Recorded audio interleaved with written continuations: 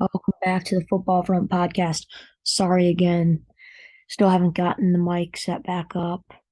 Um, but anyway, today we're going to be going over all the news of the last week, which has been a lot, surprisingly. Tom Brady, he has officially retired. The GOAT of football has retired. Tom Brady, the quarterback of the Tampa Bay Buccaneers, I believe he is 46 years old. Not positive on that. I'm trying to so um obviously he's won 7 Super Bowls. He's appeared in 10. I mean, last time he retired it was only for about a month, but this time I've got a very good feeling that this is for sure. He's not coming back. This is this is it. He's done. He says it. We all believe it. 23 years, 7 Super Bowls, 10 appearances. I think, Tom Brady, easily best player of all time. I think everyone agrees with me for football. Um, I just want to applaud him on that career. Not that he will ever hear this. um, so that's the first set of news. Second set of news. It's kind of funny now. Tyler Huntley. Um, Tyler Huntley made the Pro Bowl. Yeah, how did that happen? You're asking the wrong person. I mean, so how it first happened? A bunch of people got injured, and Tyler Huntley ended up making the Pro Bowl somehow. That's actually crazy. I did not believe that would ever happen. Backup quarterback in the Pro Bowl. It's been a while since that happened. So that's just a little light, funny headline there. Um, the Pro Bowl flag football game is at 3 o'clock today, in case you actually want to watch that thing. Um, Next up, okay, Sean Payton's now the Broncos head coach. Will this improve the lackluster Broncos? Will they get some offense? Will they generate, playoff runs the next few years? Um, he has signed a 5-year contract. Um, so, I think it's going to be tough. Payton's got his work cut out for him, but if anyone's going to be able to turn around the Broncos, it's Sean Payton. Sean Payton, former head coach of the Saints, known for his creative play calling, I'd say. He spent the past 50, spent not he didn't coach them last year, but the previous 15 seasons before that, he was the New Orleans Saints head coach of the year in 2006.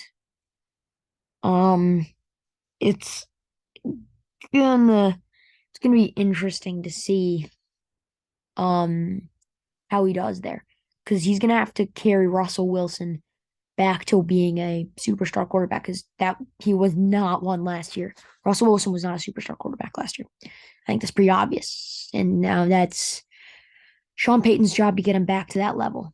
I want to see how that quarterback coach relationship, because that's one of the most key things on a team is the good quarterback coach relationship. If that's good, which it needs to be, I think they can be a good team, but we don't know if they'll have good chemistry. Next up for head coach hiring, Demeco Ryans, the former Texans linebacker and I believe 49ers defensive coordinator, is now the Texans head coach. Um, let's see. This is the yes, Texans fourth coach in 4 seasons replaced Lovie Smith, who got fired. So yeah, he's the in, since 2021 he's been the 49ers defensive coordinator, and we all know how good that defense has been. So I think that's what the um Texans are trying to capitalize on is the amazing, amazing defensive play calling of our guy Demeco Ryans. So I'll be interested. It's not going to be a 1 year thing, but it's going to be interesting to see how that pans out over the next probably 3 years. So that we'll have to look out for that. Now let's go over the um previous week of football conference championships. And then I'll preview the Super Bowl, the best thing of the episode. First up, 49ers Eagles. That was ugly.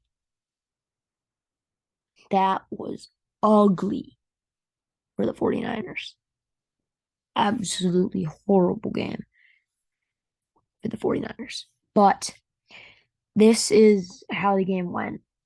San Francisco, they come in, they have a good chance to win. Not guaranteed, but they're playing because they have a chance.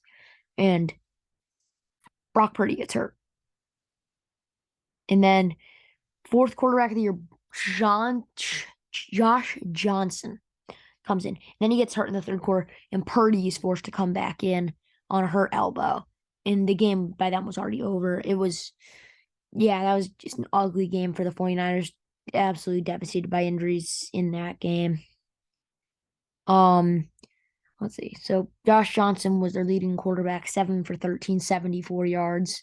Brock Purdy, 4 for 4, 23 yards. Rushing, actually, Christian McCaffrey wasn't bad. 15 carries, 84 yards, and a touchdown. That one run was really nice for the touchdown. 23 yards, I think, for the touchdown. Actually, a pretty nice run. Compare that to Jalen Hurts, 15 to 25, 121 yards. Didn't have to do much passing, tell you that much. But on the ground, he was out. 11 carries, 39 yards, and a touchdown. Kenneth Gainwell had 14 carries, 48 yards. Miles Sanders, 11 carries, 42 yards, and 2 touchdowns. Boston Scott, 6 carries, 21 yards, and a touchdown. That's just a dynamic running game. When they got 3 running backs that consistently can get the ball and make moves with it and get touchdowns, and then a quarterback that can do the same, it's dangerous. San Francisco didn't have any receiving. Granted, they only threw the ball 18 times for 11 completions, but Deebo Samuel, George Kittle, Christian McCaffrey, and Brandon Ayuk were the only ones to catch a pass in the game. Deebo Samuel leading the way with 33 yards on 3 receptions. Compared to Philadelphia, they only got their top receiver 2 receptions, 36 yards, but they didn't need to do anything because that running game is insane, and so is that defense. That was a loud stadium, and it's a great game. That was a great game for the Eagles.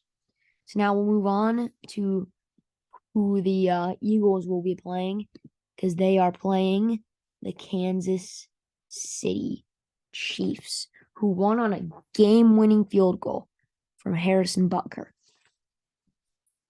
That one was a really nice game. I loved it. On that hurt ankle, you could tell he was visibly in pain with that ankle, but he fought through. He played through the injury, and he was amazing. 29 to 43, 326 yards, and 2 touchdowns. Now the running game, though, that was not where it was needed to be. Now their team's running game was good, actually. Joe Burrow was the leading rusher for Cincinnati with 30 yards on 4 carries. And Kansas City only got 42 total yards rushing, Pacheco having 26 of them. But the rushing game was there when it needed to be. Patrick Mahomes' scramble for the first down is all I need to say. That is all I need to say. And that makes the whole running game look so much better than it was because of that one scramble. Valdez-Scantling was phenomenal in that game. 6 receptions, 116 yards. Touchdown. Kelsey, 78 yards. Touchdown. Pacheco out of the back, 59 yards. It's always solid. Compared to Cincinnati, T. Higgins, 6 receptions, 83 yards, touchdown. That's really good. Jamar Chase was also there with 75 yards. Now, one problem in this game right now is Juju Smith-Schuster and Mecole Hardman are all banged up with injuries. That's not what they need. Plus Patrick Mahomes. That is not what they need. Not at all. Defensively, the Chiefs got 5 sacks compared to the Bengals 3. Those sacks, 1.5 from Frank Clark, 2 from Chris Jones, half a sack from Willie Gay and one from George Karlaftis. They got after Burrow pretty well. 6 tackles for loss in total. For the Bengals, their sacks came from Cam Sample, Sam Hubbard, and according to this team, I don't know what that is. That is weird. Fix that, ESPN. Overall, though, the game-winning field goal wins it for the Chiefs, and they will be playing the Philadelphia Eagles in the Super Bowl, the game that everyone's ready to see next Sunday. Who do I think's going to win? Well, ESPN's matchup predictor has it at 50-50. Yikes. That's it's kind of not going to help me make my prediction. But that's at 6:30 on Fox on the 12th, which is next Sunday. Let's look at the injuries right now.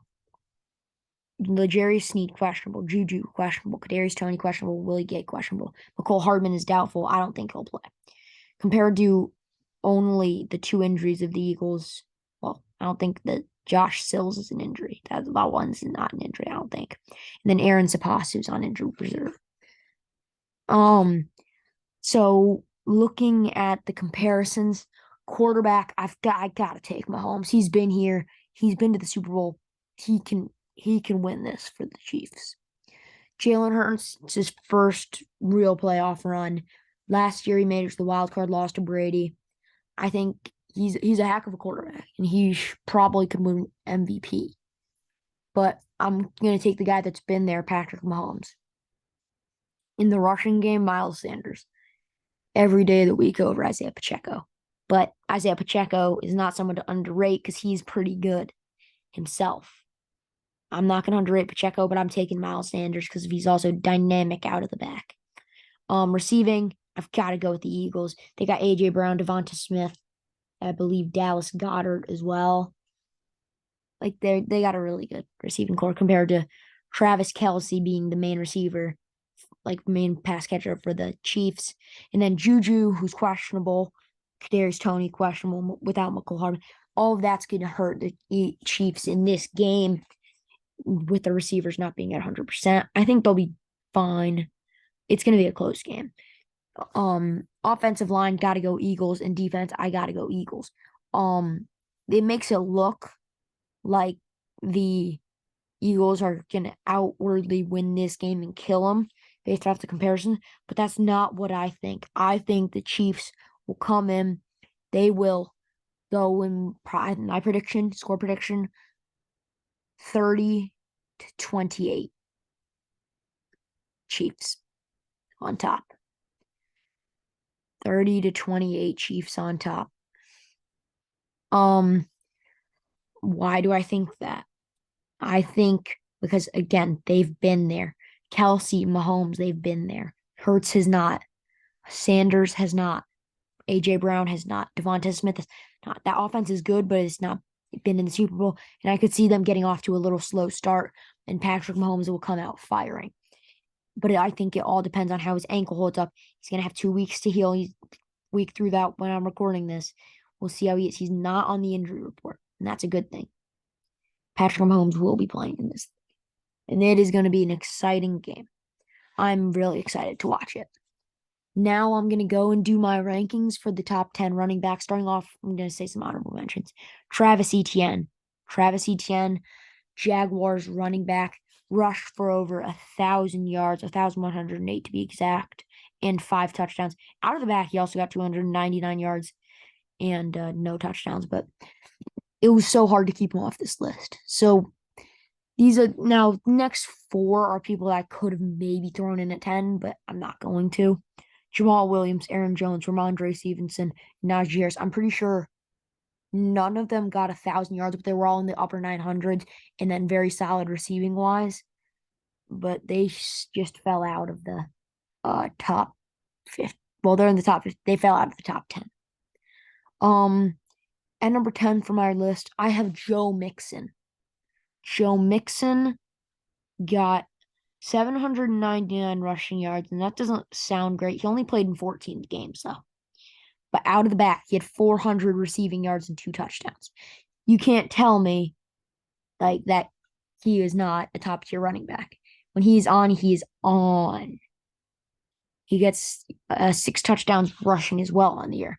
It was a pretty solid year. We know what he can do, and I think he's a solid number 10. Number 10. At number 9, I have Dalvin Cook. I'm not gonna say he fell off a little bit, but he kind of got overpowered by the fact that Justin Jefferson just took over the Minnesota offense. 1,136 yards rushing for Dalvin Cook for 8 touchdowns. Receiving also got 295 yards and 2 touchdowns. Overall, really good year. And honestly, he's kind of interchangeable with who I have next, who's Tony Pollard. Tony Pollard, he only got 988 yards, but he got 9 touchdowns, 371 yards receiving, and 3 touchdowns as well. The reason I have him higher, and even though he didn't have 1,000 yards, is because he was so dynamic, and because to start the year, he was not the feature back Ezekiel Elliott was. But then he took over Zeke's job. And because of that, he didn't have the stats that he would have had if he, was the feature back for the first 3 games. I believe if he was the main guy all year, he could probably have 1,200 yards or something like that rushing. Because he is a really, really phenomenal player. Really good player. At 7, I have Austin Eckler, another just insanely good dual threat guy. 881 yards rushing only, but he got 13 touchdowns, 686 yards out of the back with 5 touchdowns as well the receiving. That's insane dual threat. And that's exactly what I'd like in my running back. Eckler is one of the best running backs in the world. Absolutely elite. In 6th, I have Miles Sanders. He's just been so dynamic for the Eagles this year. 1,236 rushing yards, 12 touchdowns.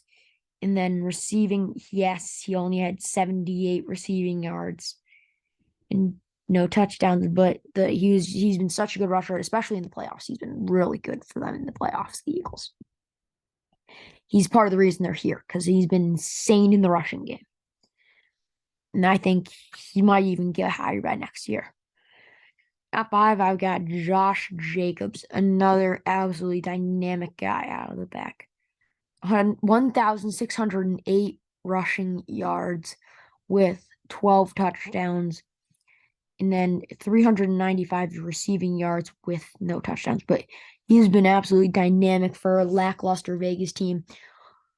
The only reason they won a couple games, I'd say that's why they that's why they won a few games as opposed to 0. That's just my opinion, though. In at number 4, I have Saquon Barkley. He absolutely started the season on fire, and he finished it a little cooled off, but he was still really good. He proved his durability. He had 1,312 yards rushing for 10 touchdowns, and out of the back, he was also pretty solid, 338 yards, no touchdowns. But I think if he can just keep staying healthy, he is going to be a top-tier running back again next year. I don't like to look too far into the future for running backs. That's because, well, they're running backs, and they're probably the most replaceable position typically in football. So I don't want to look too far past next year for Saquon Barkley, but I think he definitely deserves that extension. He's also part of the reason the Giants made it into the playoffs. And at 3, Derrick Henry. Derrick Henry is 1,429 yards rushing, 12. No, not 12. Hold on. I read that wrong. 13 touchdowns, 379 yards receiving, 0 touchdowns. But he's been absolutely phenomenal. Consistent. He's really consistent. If all running backs were as durable and as consistent as Derrick Henry, it'd be insane. It'd be crazy how durable. If running backs were durable, they'd be absolute machines in just pumping out yards every single time. At number 2, I have Christian McCaffrey. Christian McCaffrey, 234 attempts, 1,094 yards rushing. Keep in mind, half this was on a lackluster Panthers team. And then 707 yards receiving for 4 touchdowns there. That's insane. He also had 14 of his, or 8 touchdowns rushing, 4 touchdowns. So total of 12 touchdowns and almost 2,000 scrimmage yards. This guy is crazy. He's insane. Now at number 1, a little controversial, Nick Chubb. 1,448 yards rushing for 12 touchdowns, 194 yards receiving, and 0 touchdowns. He's just an absolute tank. You can't stop the guy, kind of like Derrick Henry. And now you might be thinking, where's Jonathan Taylor? Where's Jonathan Taylor? There's a couple guys I left off intentionally, and Jonathan Taylor is one of them. He only had 861 yards rushing and 143 yards receiving. I know he only played in 11 games, but he just didn't look that great. And I chose, I mean, I could have put him in honorable mentions. I probably should have put him in honorable mentions, but we know what he can do. We'll see if he can bounce back next year. That's going to be interesting to watch. I can't think of anyone else. No one else I would think deserved to be on this list. I mean, I'll look. I don't think anyone did. Yeah, Aaron Jones was an honorable mention. Actually, Dameon Pierce was really solid for Houston. I'll give him that, and so was Kenneth Walker. I'll give them a little honorable mention. Then the 900 yards there. But that's it for this episode. I hope you guys enjoyed. Sorry about the pretty audio, but it'll be fine. We'll probably have it back soon. And check out my channel on YouTube. Leave a voice message. Check out my channel on Apple Podcasts, Spotify, all that good stuff. Rate, review, subscribe, like, comment, anything like that. And I'll see you in the next one.